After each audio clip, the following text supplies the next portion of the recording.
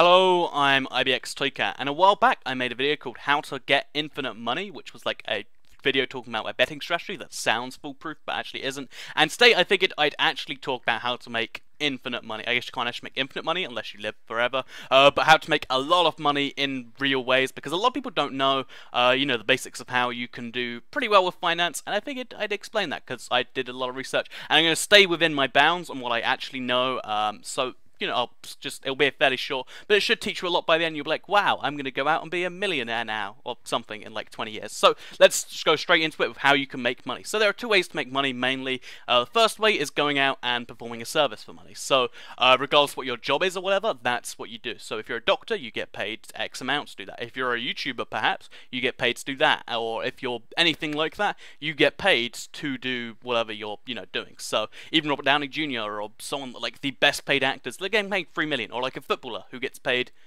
like tens of millions per year.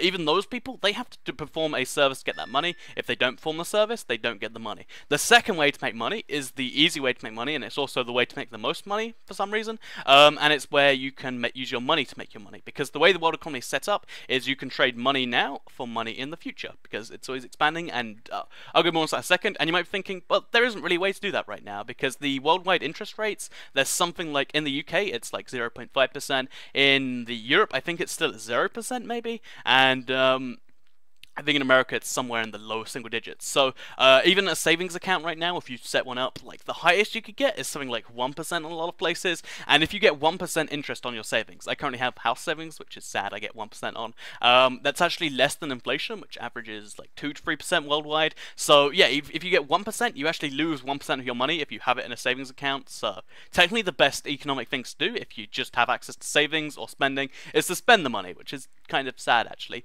But yeah, that's basically how that works.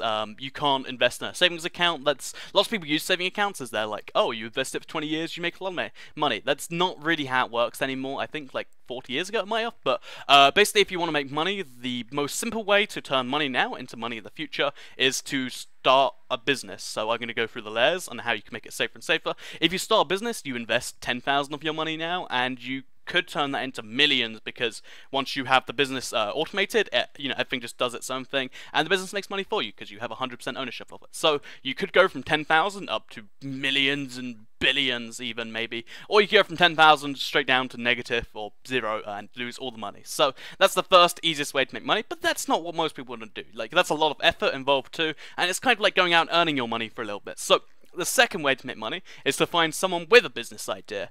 This is going up a little stack, by the way. And then you're like, oh, I'm going to give you 10,000 for that business. You need money, and you think you have a business idea. I'll give you 10,000. You just give me 50% of the profits forever.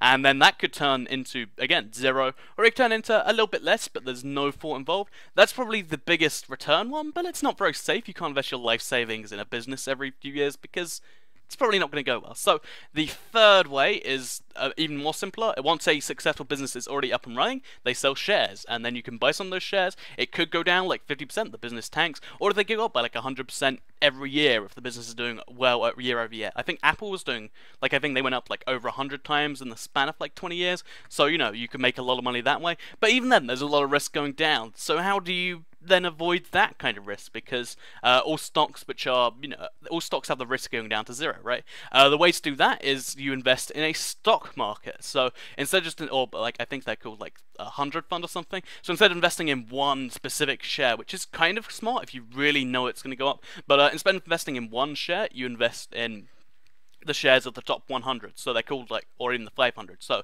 they're called like the S&P 500, the Nasdaq 100, or depending on your stock exchange, the top 100. If you invest in all of them, even if one goes down to zero, your overall holdings won't be affected, and all 100 aren't going down to zero. That's just, the world would break if that happens, and if the world's broken, you don't really need your share money. So basically, yeah, that's how you make money kind of assuredly, because they generally go up. Like the top 100, you make on average about 12%.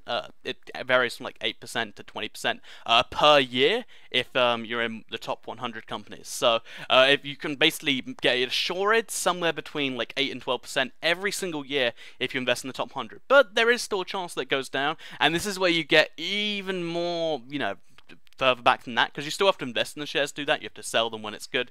So you invest in someone else to go and manage that and buy your top 100 shares or top 500 shares, and you just tell them, yeah, just have some money, take 1% as a fee, because if they're doing it for everyone, they make a lot of money, and I get really wide eyes when I say a lot of money, but it makes sense. But yeah, so basically, then you tell someone else to do that for you, and that is essentially the most assured way to make money from a business, and it's a solid way to get 10% a year. I currently have one, like I have a higher risk one that's like 20% per year, but that could go bad. I'm not going to talk about my investments, but yeah, so basically, the best way to make assured money year over year is you can invest in a stock market fund. I don't know what that.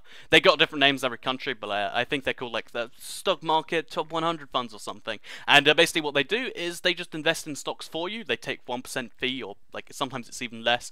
Basically, just to buy and sell them at the right times. And yeah, that's how you can make lots of money. If you're making 12% a year and you invest, I don't remember the exact numbers, but if you're making 10% a year, you invest £500 or $500 every single, month for 10 years.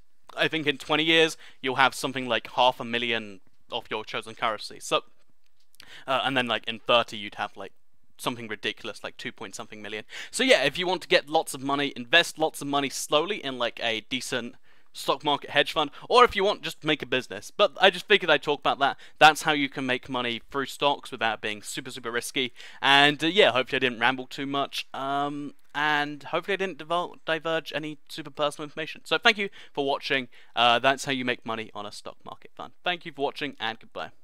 I might have said, like, I say my outro like 1 billion times. I need to fix that, I really do.